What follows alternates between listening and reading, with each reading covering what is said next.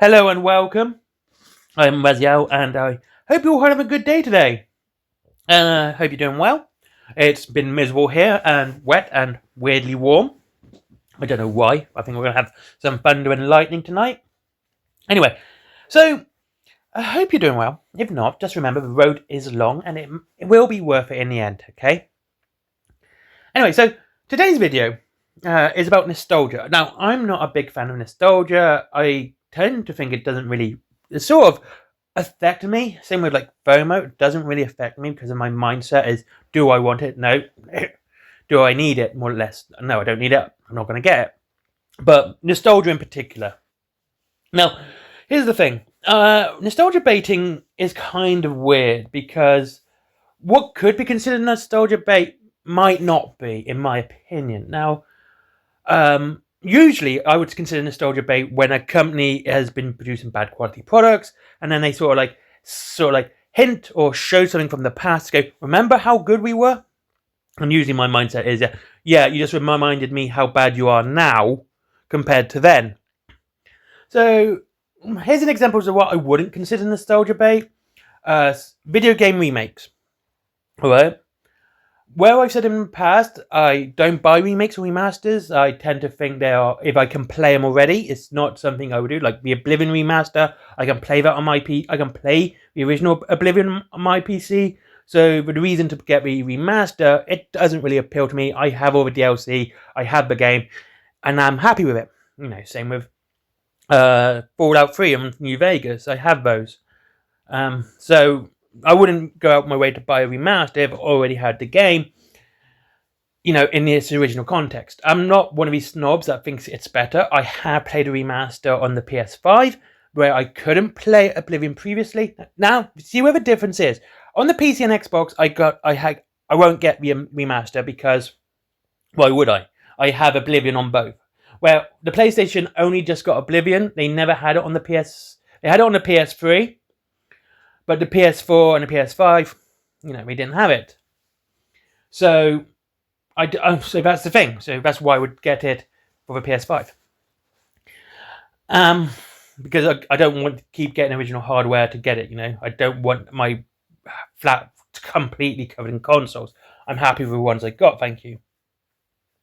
So, and the same with like, when we look at the Capcom collections and the Konami collections, I don't think needs a nostalgia bait because they're bringing back old games that, you know, it's going to cost you a lot to get them all, like especially Castlevania ones.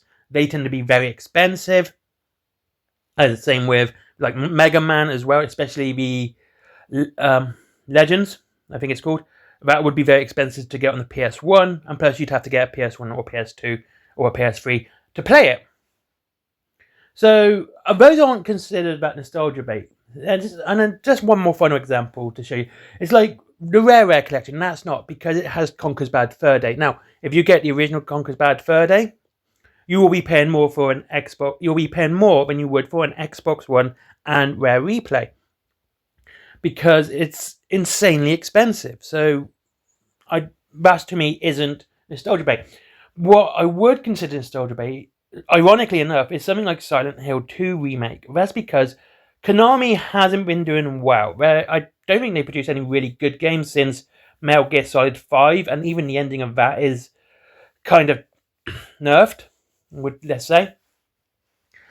Because obviously we know Hideo Kojima left, and because they hadn't made a really good game, they kind of went back to when they made a good game with Silent Hill 2. Nothing wrong with Silent Hill 3 or 4 of The Room. I actually quite like The Room. So that felt like nostalgia bait because, like, remember this game? It was good. And again, you can play the remake, the HD remaster, which is terrible anyway, on the Xbox and the PS5. So there was no need for it. But it kind of was like, remember when we were good. This is what I would consider nostalgia bait. It's always that, remember when we were good sort of thing. It's, remember this? You enjoyed this, remember? And I'm like, yeah, I enjoyed it then.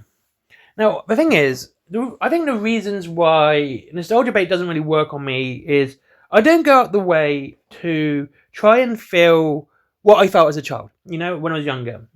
It's never occurred to me to do that. If I was to get an old game that I enjoyed as a child, it's because I enjoyed the game and I consider the game good. The same with a movie or book.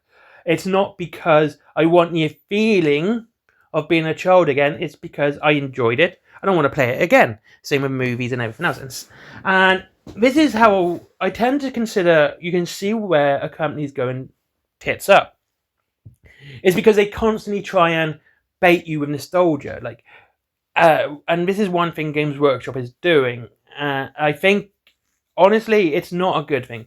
If I was to be blunt, I would say it's emotional manipulation. That's what it is at its very finest, at its base. It's emotional manipulation. It's to try and bring up some happy feelings that dopamine fix of when you were a child, and you can remember when you first saw it in White Dwarf, or you remember seeing this artwork, like the 3rd edition Warhammer rulebook artwork. The one they plastered over Black Templars. I was like, wow, that's not very good because, well, I have so many versions of that. I have it on the 3rd edition codex, rulebook, I should say. I got it on it's in other rulebooks since 3rd edition as well. So it kind of just shows that they're trying to make you feel like you would feel like you're a child again. Like you're going to regress and have that happy feeling and safe feeling of childhood when, there were no issues or problems in your life. But we're adults now and we have problems. We have issues in our life. It's just the way the world works. We have bills to pay. We have kids. We have family.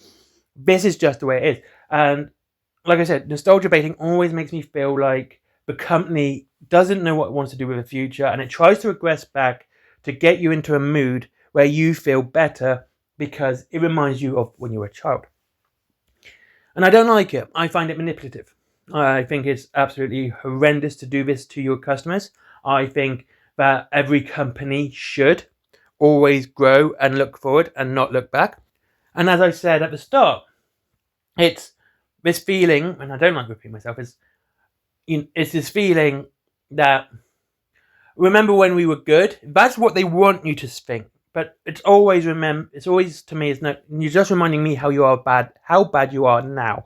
That's what it does to me. If I see nostalgia baiting, it's like, I remember when you were good. Now you just reminded me how bad you are now. And I don't like the idea of it. And I don't like it. And the only way I can see is to watch companies grow and how they go into the future and how they're planning for the future. And when they start stepping back and then they start going into the state of nostalgia, Disney, for example, this is a good example of this. Nostalgia baiting is obviously with the Disney live remakes. They have been bad, like absolutely horrendous. The acting's bad. Yes, I watched them. I have a daughter. I've watched them. Please don't ask me anything about them. They are just horrendous. Lion King remake, awful. That's not even live action. That's CGI. Why didn't they just call it CGI? No, live action. Jeez.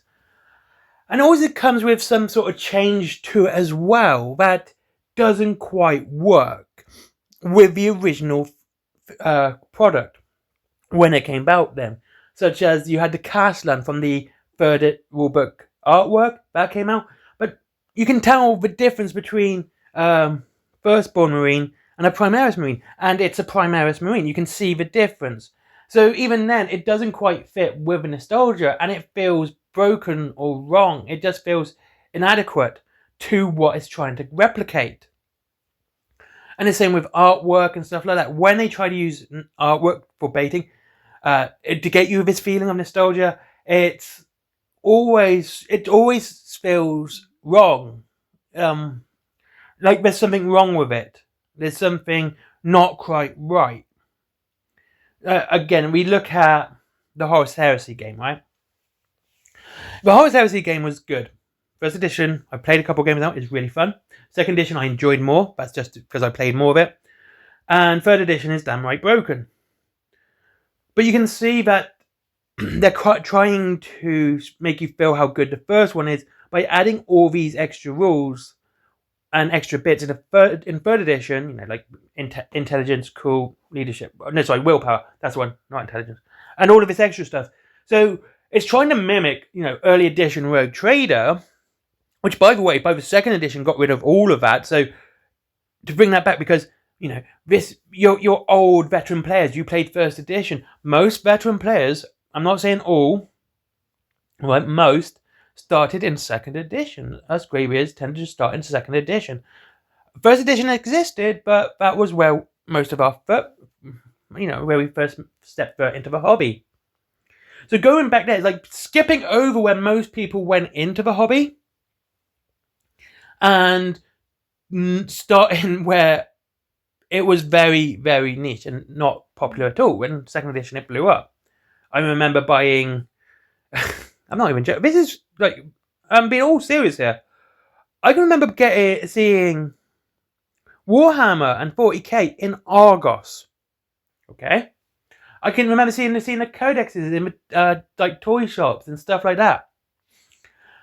They were abundant, and you could have ordered them in like a bookshop. They were easy to get because this is where they started sort of selling it to everyone. And I thought it was a good idea then, and I think it's a good idea they should have never stopped.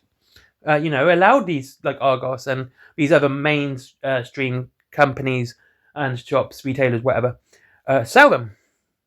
But the thing is, with Horus Heresy 3.0, they tried to hit the nostalgia point with the greybeards, and most of us greybeards started in 2nd edition, not 1st edition. So this whole extra line, which, by the way, if they dropped it so quickly, that should have been an indication that it didn't work then, and it doesn't work now. So again, they're trying to hit your nostalgia, but it's not right. It's broken. It doesn't work. If they really wanted to, and wanted to actually make people happy, they probably should have copied the 3rd edition rulebooks. That's when you had that really good force organization chart come in straight away. That's when you had some really good rule sets. You had some really good psychic phases. I mean, psychic phases was pretty much just part of the shooting phase or armor phase at that point. So that would have worked, but no. This is where like I said, this is how you can tell a company's going tits up, because they don't understand what people actually liked back then. They're just going, oh, people remember this. Yeah, I'm actually thinking of South Park Member Berries right now, because they hit the nail on the head. They're trying to remind you of the good stuff while ignoring all the bad stuff that's happening now. So that's just the point I wanted to make today, because I don't like nostalgia. I really don't. I think it's wasted on people. Not on people because you are the problem. It's wasted by the companies on people because they don't know what to do with it. But I will end this video with some good points. Like Spawn.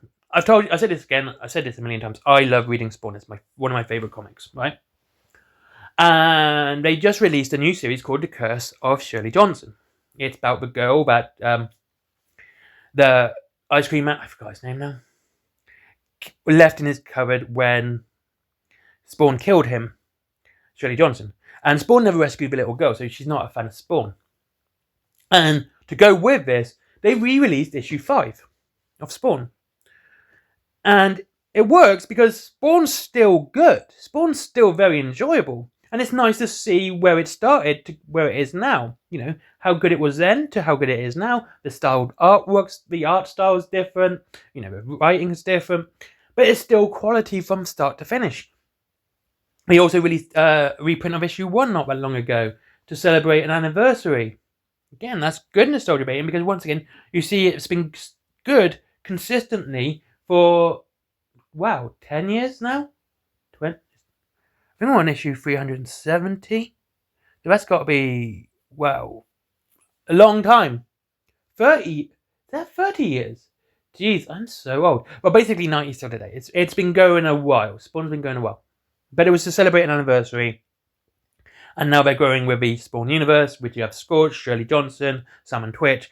And it just shows you that's how you do good nostalgia. Nintendo's good at this because they started porting their old games onto the Switch and Switch 2, like the GameCube collection, the SNES collection. So you can play these old games and see how good Nintendo were there, and you can see like the evolution of Mario. I've got Super Mario Wonder, and I play Super Mario World and Super Mario 2 and 1 and 3. And you can see how fun all the games are consistently. Same with Zelda games and everything else. But that's good. That's a good way of doing it, because it's good now and it was good back then. But the problem with, like I said, this is the problem with nostalgia baiting. It's mostly always showing you, remember how good it was. to compared to now, and you kind of just have this feeling, yeah, you've just reminded me of how bad it is now. And that's why it doesn't work. And that's the problem with it. This is why Warhammer the Old World isn't... It's a fun game. And I got feelings second edition is going to just balls that up completely, given what they've done to Horus Heresy. And that's why I just felt like I don't like being emotionally manipulated, or people trying to emotionally manipulate me. Half the time it doesn't work. I just don't give a damn. Plus, emotional intelligence of a potato. And that's it. I hope you have a good day. Like I said, this is a bit of a rambly video, and because I've got to really think about tomorrow, next coming videos, because it's coming to the end of the year, it's coming to Christmas. We've had a good year for wargaming, and I want to start talking about that this week. Have a lovely day. If you wish to personally support the channel, don't forget there's Whaling Games down below as well, if you want to save up to 20% on your wargaming, and free delivery after £20. And they got a point system which works out at an extra 1%. They got like Mantic there, they got Conquest, they got Wild West Exodus, got all the good stuff down there, which I suggest playing because it's just amazing games. It's for Planet for comics, DVDs, mangas, etc. I'm currently watching the final series of My Hero Academia. It's one of my favourite animes of all time. Not quite Black Clover level, but I do enjoy it.